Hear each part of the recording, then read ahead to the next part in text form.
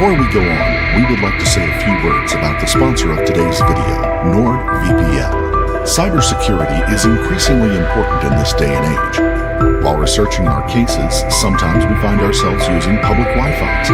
This makes us easy targets to hackers and all sorts of cybernetic wrongdoers. Throughout the years, we used different VPN providers, but NordVPN stood out immediately. With just one click, you're protected by top-of-the-line security, no matter what region you're currently in.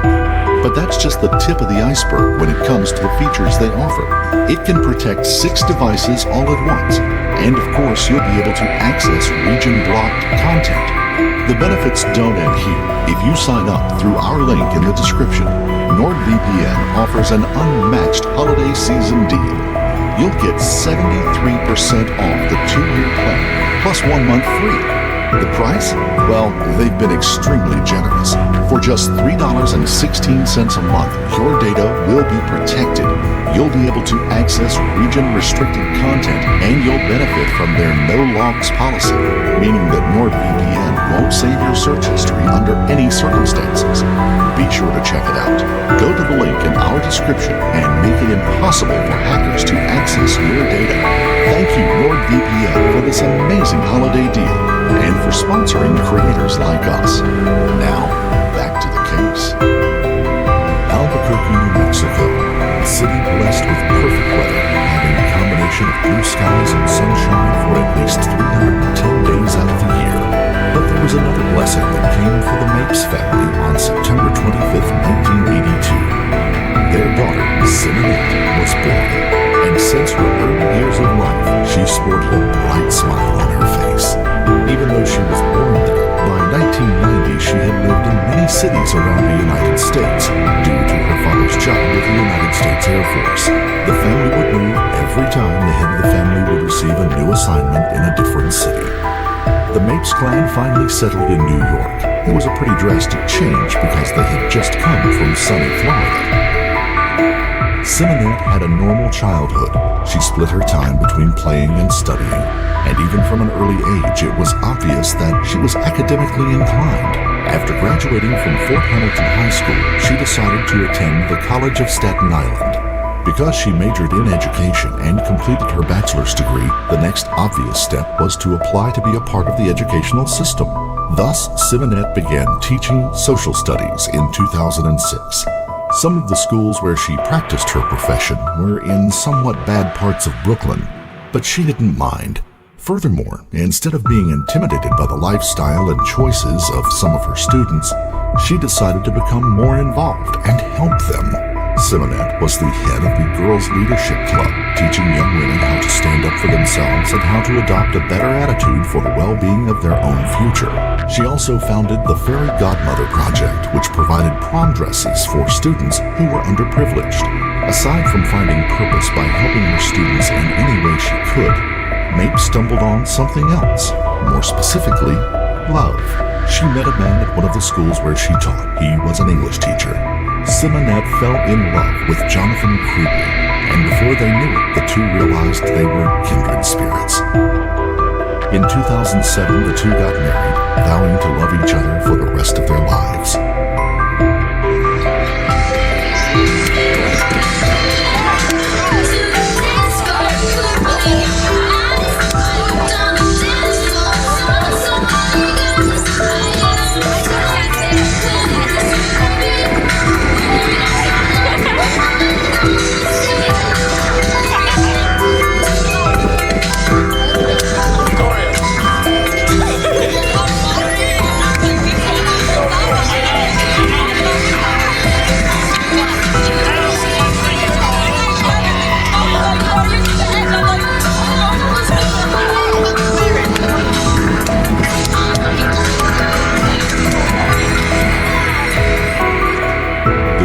Found a condo on Forest Hill Road in New Springfield, Staten Island. They made it their love nest. After settling into their new home, she took a job teaching high school students at the School of Classics, an academy of thinkers, writers, and performers. She started her new job in 2009, and Jonathan also taught at the same school. Throughout the first years of their marriage, Mr. and Mrs. Crupi had an amazing time. time. She was a big fan of Disney, so they would go on vacation to Disney World in Orlando, Florida every year. The two would take thousands of pictures, and the smile she had on all of them said that she was having the time of her life. During the rest of the year, she taught and volunteered with the ASPCA and also had become a member of the Leukemia Foundation. The two also adopted a pair of dogs that she would frequently take on walks through the neighborhood. Life went on without any problems. It all seemed perfect from the outside looking in, at least. But in the summer of 2012, the couple hit a few speed bumps. Jonathan Crupi had been living a dual life. Both of them were supposed to graduate with their master's degrees at the same time. She received a list from the college with the names of the students who were about to receive their diplomas, but her husband's name was missing. She knew that something was going on, and she confronted him, wanting to know what was up. While looking in her eyes, Crupi said the strangest thing. He told Simonette that the school had difficulty spelling his name, and that was the reason that he wasn't on the list. She didn't quite believe him, but in her mind, Jonathan was innocent until proven guilty. But the doubts didn't stop there. One evening, Simonette looked through his phone's call log. She sensed that something else was going on. Upon scrolling through the list of numbers, she saw one that had been frequently called. She rang the number, and a woman named Miss Pumpkin answered. During their brief conversation, she wasn't able to find out anything, but she still had that sixth sense. She was convinced that her husband was unfaithful, even though she didn't have any concrete proof, at least not yet. Simonette later found out that Jonathan was diverting money from his account and directing it towards several escort services. This sparked an argument between the two. His diverting money that should have gone to pay for his master's degree was instead being spent on lust. July 5th, 2012 was a dark day. The breathless body of Simonette was found lying face down on the floor. The woman had 15 stab wounds in her back and neck. The murder weapon had perforated her lung, aorta, and jugular vein, but she did not die immediately, but rather she bled to death slowly. Apart from the fatal wounds, she had another on her ring finger, consistent with a defensive injury. She also had abrasions and bruises on her foot, arm, and shin, which were consistent with injuries one might sustain falling down a flight of stairs. This happened just 2 days shy of their 5th wedding anniversary. Jonathan was heartbroken. According to his statement, on that day, he got up at 6:45 a.m., well before his wife. He let her sleep in a little bit more, and at 7:30 a.m., he touched her shoulder, waking her up. Jonathan said that he needed to run some errands, and he'd also take the car for an inspection. Simonette asked her husband if he would stop by and pick up some books and social plans from the school. She needed them to organize her next teaching session. Then she went back to sleep. Jonathan said he spent most of his time in Brooklyn on that day. He went to a discount theater being in the mood for a show. And what better show to watch than Wicked? It played at a theater on Atlantic Avenue. After the show, he went straight to the school. Once in the building, he went straight to her office and picked up what she had asked of him. It was around 10:06 when he left the grounds. The next thing he claimed was that he texted his wife. He wanted to let her know that he had grabbed the books and plans and that he was off to get the car inspected, but he said she never texted him back. Upon finishing the inspection, he still had some errands to run. Crupi went to 5 different shoe stores saying he was in need of a pair, but after looking around, he didn't find anything he liked, so he didn't buy anything. It was 11:50 a.m. Simonette still had not texted him back, so he sent her another message, letting her know that he was going to Home Depot to pick up some paint. She didn't respond. He said around 12:15 he called her, thinking that the ringtone might wake her up, but without any result, Simonette did not answer. Crupi never made it inside Home Depot. He said he drove into the parking lot and changed his mind about the paint and went home. Upon entering the condo, he immediately called 911. Simonette's body was just lying there, and it seemed to be the result of a robbery that had gone off the rails. The police quickly came, and that's when Jonathan told them that it may be gang-related. but they didn't make the connection between the sweet teacher and a street gang that would want revenge. But Crupi told them about an event that had happened a few weeks prior. The two had survived a shootout, and that incident made his wife go on Facebook and write a post about how kids and teens from Staten Island shouldn't go around acting like Brooklyn gangsters because they have an easier way of life and have no idea what real thugs went through. Clearly, everyone thought the death was a gang-related retaliation. The loss of Simonette devastated her parents, Teresa and John Mapes. I wanted you to know how much I love you, and that I never stopped thinking of the day that you were born. It was so beautiful, and I was so happy. The day you were 3 years old, and you were so certain of everything can reach you. The first day of school, and how you cried to come home. The day you graduated high school with honors and on the dean's list. And of course, that's my Simonette. The day you turned sweet 16. So beautiful. The day you came home and told me, Mom, I got a tattoo, please don't commit. Then you came home and told me, I'm running away.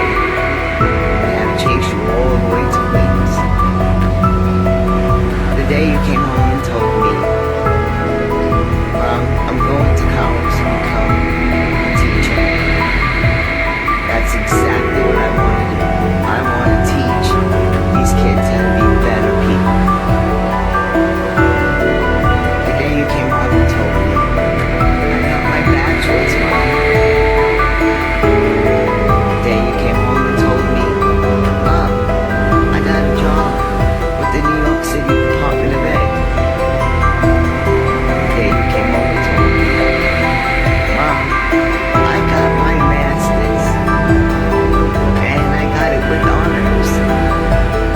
That's the part you never got to have. The day you told me when Dad laid in bed, he thought that he had lung cancer. And you told me, Mom, don't worry, I will never be here. And you're gonna come live with me. Never got to see that day. Thank God, wait, because Dad's still here. I don't want anyone to feel sorry for me. It's a pain I have to live with. But this video is for you, Simonette. I love you so much. They received a platform to speak out from the media, and her father asked for help, saying they needed to catch the killer who was running around the streets, possibly looking for his next victim. The grieving father, with tears in his eyes, closed his statement by saying that the murderer will pay, and he will not rest until they are caught and sent behind bars. A few days passed, and the funeral arrived. On July 10th, 2012, in Willowbrook, Simonette was laid to rest. It was a bleak affair, not only for her immediate family, but also her friends. They would refer to her as Sissy, a nickname only reserved for the people that knew her best. About 200 family members and friends attended the event. Among those friends, about a dozen leather-clad bikers, police officers in uniform, teachers and teens who may at one point have been her students, all gathered in a dignified tribute to Simonette Mapes Crupi, who was murdered at just 29 years old.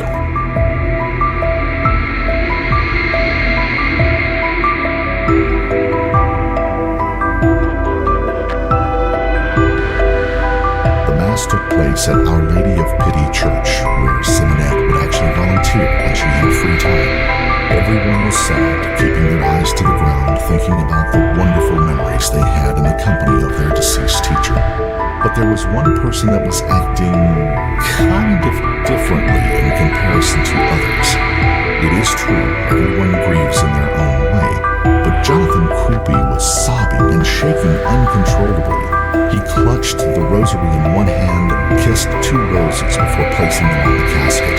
This behavior seemed odd, not because he was visibly in a world of pain, but because right after her death, her parents asked who would have done such a terrible thing, and Crupi replied saying they just needed to get over the incident and move on. The doubts that his sentiments were honest grew as time went on. Crupi, immediately after his wife's body was placed in the ground, started dating another woman, and she looked strikingly like Simonette. He even started to cut off any ties he had with her family, forbidding Teresa, her mother, from coming to pick up her late daughter's belongings. The series of events was upsetting, but the family was confident that the case would be solved. Fortunately, Jonathan Crupi's facade was no match for the police. They calculated that Simonette had been killed between 2 a.m. and 7:30 a.m., way earlier than 2:20 p.m. when her husband called 911. Crupi made it look like a home invasion before driving around town to various spots to build an alibi. He didn't have the stub from the movie he had seen to prove that he had attended. The truth was that Jonathan spent the afternoon with his favorite sex worker, known as Miss Pumpkin, the woman that Simonette called after she looked through his phone. When he said that she asked him to pick up her books, well, that was a lie as well. Staff members at the school clearly stated that he didn't need to do that at all because Simonette had all the necessary materials already at her home. He just needed reasons to get out of the house for a longer period of time. The couple was going through a very rough time, mainly because of his lies. Lying about getting his master's degree and lying about the family finances really took a toll on Simonette. She found out that her husband had spent over $50,000 on escort services and had dropped out of the master's program. She was heartbroken. It was like the entire marriage was crumbling around her. These fines made the tensions unbearable. Simonette threatened him with divorce and was close to talking to a lawyer about separating from her husband. Before killing his wife in cold blood, he went on his laptop. Jonathan searched for methods of cleaning up a crime scene and ways to use Clorox to get rid of any DNA traces. His search history led the police to take action. In November of 2012, Crupi was finally arrested after enough evidence was found. He was charged with second-degree murder and criminal weapons possession. The family felt vindicated by the arrest. It was a "I knew it" moment. Although everything pointed against him, Jonathan maintained his innocence. He never admitted to his actions and blamed everything on the home invasion story he had used from the beginning. His trial took place in the summer of 2015. And even though the prosecution did not have a murder weapon or any witnesses, they still possessed a strong circumstantial case. It was centered around his Google searches and the money he had blown on porn and sex workers. During the trial, Miss Pumpkin was called to testify. She and Jonathan had been meeting up since 2009. He told her that his name was Mike when they first got together. Crupi was browsing on adult websites, as he would often do, and stumbled across her phone number. One simple call was all it took for him to be hooked. After that call, they met in the same bedroom that he shared with his now deceased wife. During the course of 3 years, Crupi and the sex worker met up every 6 to 8 weeks. He would arrange different rooms at 3 motels he was very familiar with. The lawyer continued his questioning. He asked Miss Pumpkin if Simonette ever called her. The woman denied the allegation, even though it was true.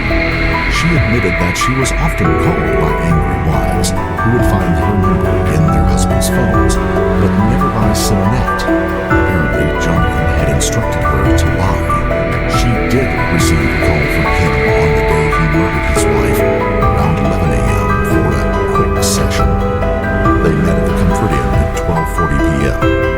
When he got undressed, she noted that she didn't see any bruises or marks on his body, nothing that would indicate an altercation or fight between him and his wife ever taking place.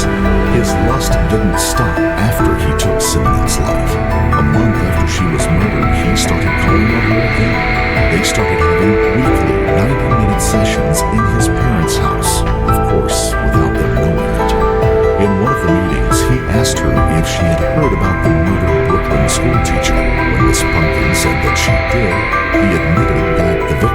his wife, and Jonathan got very emotional when speaking about his late spouse to the escort.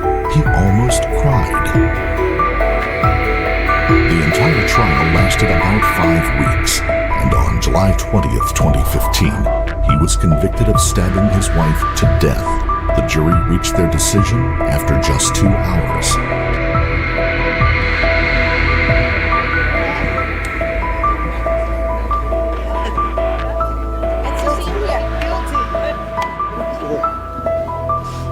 Long time.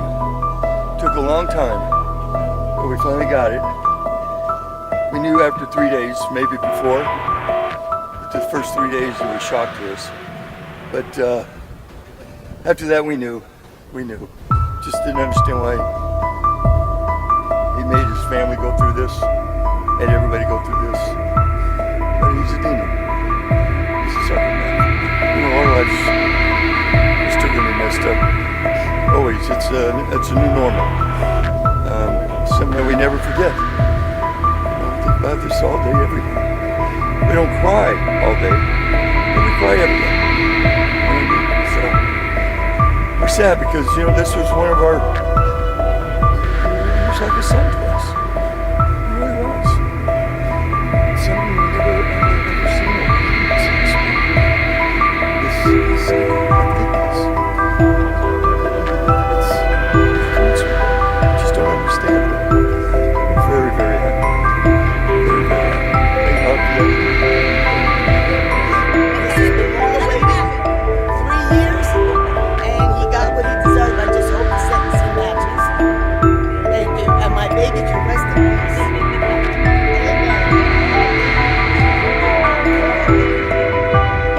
Convinced that the reason he killed her was that she had confronted him about the escorts and throwing the family's budget at them. Jonathan was surprised when he heard his sentence. He didn't expect to receive 25 years to life. He addressed the family in court saying he apologized, but it was not clear what for, because right after that, Jonathan continued to say that he did not kill his wife and that he was innocent. Crupi's attorney filed an appeal in 2019, arguing that the search warrants to look through his electronics were illegal. Of course, he lost that appeal. His earliest release date remained 2037. Jonathan Crupi quickly acclimated to life in prison. After just a few months of being incarcerated, he posted an ad on a prison pen pal service. He was looking for a new lady. He was sick of being single and was trying to find his soulmate. Jonathan said he didn't care about the race, height, weight, or religious beliefs of the girl that would steal his heart. He just wanted someone that is fun, intelligent, and knows how to stimulate him. In that ad, he repeatedly stated that he did not commit murder and he was only an innocent man who fell victim to a corrupt system. Upon taking notice of the ad, Teresa Mapes called the Clinton Correctional Facility. Simonette's mother was outraged that they let him write those words and possibly fool another girl. The woman demanded that the ad be taken down, considering it a slap in the face towards her family and towards everyone that had supported them and Simonette. As she was explaining her motives for the call, Teresa warned the officer who she was speaking to that Jonathan was a dangerous man. He was mentally unstable, saying only a person with deep psychological problems could do what he did. The officer thought that was referring to the murder, but Teresa remembered something that had happened while Simonette was still alive. Crupi had the 2 dogs with his wife, but she was the only one who cared for them. He actually broke their backs not once, but 2 times because they were misbehaving. Jonathan is still in prison to this day, paying for the horrible deeds that he did. After her death, and as an homage to her one and only daughter, Teresa Mapes created a Facebook group called R.I.P. Simonette Sissy Mapes. There, she frequently posts messages that keeps Simonette's memory alive, as well as saying how much she misses her and how her life is not complete without her daughter.